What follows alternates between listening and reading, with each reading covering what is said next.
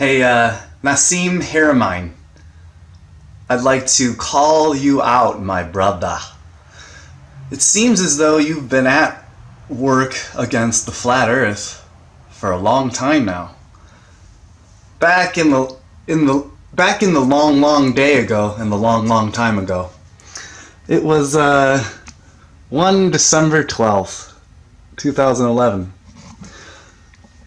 Like we all know, I was trying to make sense of the heliocentric model. Trying to figure it out. Click on that.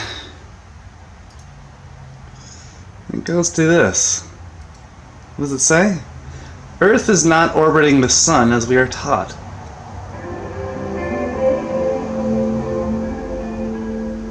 There's no empirical evidence that the Earth actually orbits the sun. We take this as given fact. Not so much a flat orbit of the sun, rather we are spiraling through space and time, following it. This is the old model. We're following the sun. Now this, oh by the way, that's a cartoon animation. That's not real, that's CGI, that's an animation, that's fake. They used to make cartoons before that, it was Disney, and then they upgraded it to simulations. See this new spiraling vortex sun heliocentric model? It's just a different heliocentric model. So I thought I was studying this in 2013, when in fact it turns out I was studying this in 2011 at least. So let's speed this up. This is a simulation, this is a cartoon animation, CGI by the way too. Let's see what he has to say here. So this is describing the limitations of the 2D solar system. Nassim Haramein. Used to look up to you, man. We keep visualizing, and we teach this in schools to all the children, that the solar system has the sun in the middle and planets going in circles around it like this. And I mean, in my school, we even had a little device where you had the sun in the middle and you could turn the little thing on the bottom and the planets would go around. And you know, is this true? No, absolutely not. In fact, thinking of the solar system this way is equivalent to thinking the Earth is flat. The sun is moving at thousands of miles per second through space, and our planets are following, producing a huge elliptical orbit in space. Huge. And year after year, we do not trace the same circle in space. We're actually thousands and thousands and millions of miles from where we were the year before. Yeah. So to think of our solar system as some flat structure that's stationary is again flat and stationary of isolating a system and trying to analyze it, and typically when you do so, flat millions of miles from where we were the year before. So to think of our solar system as some flat structure that's stationary is again the result of isolating a system and trying to analyze it, and typically when you do so, you get the wrong data. So the Earth is flat and stationary because we isolated the system and we analyzed it. Alright, well let's analyze a little more, Nassim. As you open the system and you realize the solar system is inside the galaxy and moving through space, then you realize that actually we're making a pilgrimage, literally, through space as we evolve. And you could even think of it in the concept of a vacuum structure, that we are embedding all of our evolution on the structure of the vacuum as we move through that great spiral we produce in space. Every single on the vacuum, in the structure of the vacuum. All right. Spiral we're producing through space. Every single individual on the structure of the embedding all of our evolution on the structure of the vacuum as we move through that great spiral we're producing through space. Every single individual on our planet producing that very specific spiral in space, and we could follow it back for any individual all the way back to when they were in the womb of their mother, which connects their spiral with their mother's spiral, and then follow that back and again and again and again.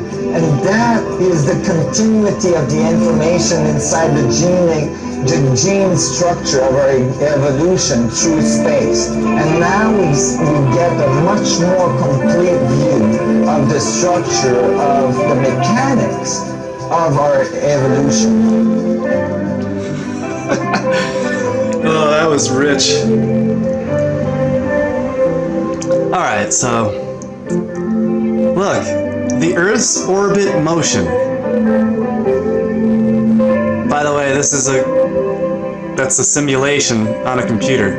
Look, let's speed it up. Come on, son. Go, son, go. Go, son, go.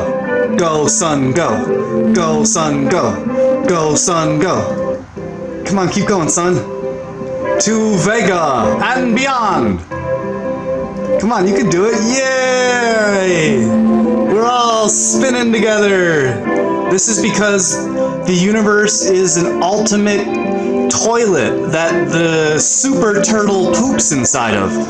And so the Coriolis effect is because of the spin of the toilet of the super turtle. Now, let's check out, let's see here. Fuck. Let's see what, well, since you can't find them on Google, what's it say here? Nassim Haramein Wiki. So then you go to that, you can't find it, so it says here, let's see here, stop everything now. Sorry, okay. So, quantum bullshit, Nassim Haramein. Personal Wikipedia page keeps on being deleted since he didn't reach Wikipedia's notability standards for academics. That's a shame. Well, let's check out the old Rational Wiki. Okay. Ration Wiki. So it says, Nassim Haramein, a Swiss amateur physicist. Haramein claims to have developed in collaboration with academic but fringe physicist Elizabeth Rauscher a unified field theory which he calls the Haramein-Rauscher metric. According to Haramein, this metric is a new solution to Einstein's field equations that incorporates torque and Coriolis effects. He is the founder of the Resonance Project, blah, blah, blah. Despite his claims, Haramein's work is unacknowledged by mainstream physicists. The only people who take him seriously tend to be fans of Coast to Coast AM, where he has appeared on several occasions. Selections from his talks are available on YouTube. Okay, let's see here. Haramein claims his theory explains the origin of spin, which he defines as a space-time torque. He claims that his amendment to Einstein's field equations incorporating torque and Coriolis effects in plasma dynamics interacting with a polarized geometric structured vacuum produces a unified field theory. Yep, Dr. Rauscher and himself, they developed a scaling law for organized matter, which characterizes all the matter from subatomic to galactic and universal size, and various sized black holes. You can't forget about the different sized black holes. Now, his unified field theory and the fractals associated with his scaling law are integral to his concept of a holofractographic universe.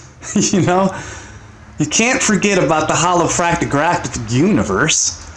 All right, well, let's check out the holofractographic universe. Let's see here. Nassim Haramein holofractographic universe theory. Correct. The something like this. Planets go around like this in an elliptical course. Well, that is absolutely incorrect. The thinking of the solar system in this matter is equivalent to thinking that the Earth is flat. In fact, Oh, that's weird. So just like Bill Nye, the actor, failed comedian, who's been following the same script in his show for over 20 years now, and he's going to have a new show where he's going to be following the same script too. I hope he has new theories, because if he's following the same script in his new show, boy oh boy. But you seem to be following the same script too, because you just repeated yourself from 2011, because you're using different words. Here, continue. I'm not kidding. The sun is moving through space and the planets are flying around the sun, generating this huge vortices as it follows the equator of the sun. Equator of the sun. That is a completely different picture. Yeah. All right? It goes from flat to spacious, to movement through space. And that makes a big difference. Yeah, it does make a big difference, you know? Because you're making up lies. It goes from being the truth to lies. So it's so funny, it's like, oh man, the origin of spin. Okay, what the fuck, the origin of spin? Like you're spinning out of the Big Bang? Is that the origin that you're the origin of the universe? Or is the origin of spin? All of a sudden you start movement flat in picture. All right? It goes from flat to spacious, to movement through space.